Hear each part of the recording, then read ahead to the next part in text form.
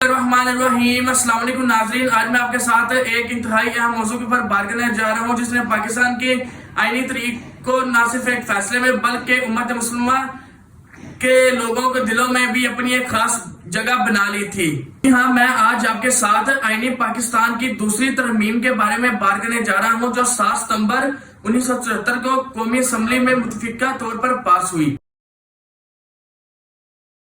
وہ وقت تھا جب پوری قوم ایک متفقہ طور پر اکٹھی ہوئی۔ وہ نقطہ تھا ختم نبوت صلی اللہ علیہ وآلہ وسلم کا عقیدہ۔ قادیانیوں کا ایک گروہ جو لوگوں کو گمراہ کرتا جا رہا تھا اسلام کے نام پر، اور وہ ایک قادیانیوں کا ایک مکروہ چہرہ تھا جو خود کو تو مسلمان ظاہر کرتا تھا، لیکن وہ ختم نبوت صلی اللہ علیہ وآلہ وسلم کے اوپر یقین نہیں رکھتا تھا۔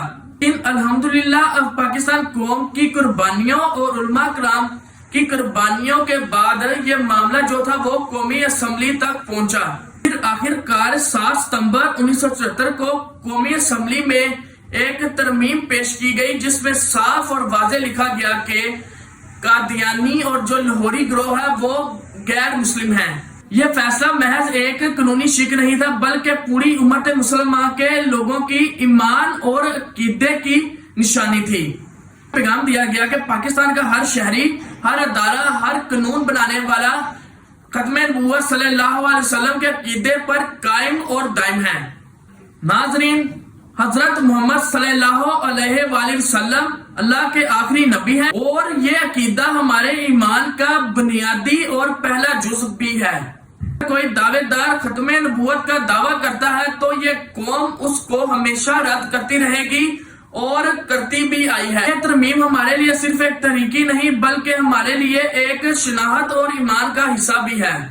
لاتی ہے کہ پاکستان صرف ایک ریاست نہیں بلکہ ایمان اور عقیدے کا نام بھی ہے، اور قربانی کی بنیاد پر بھی قائم ہوا ہے۔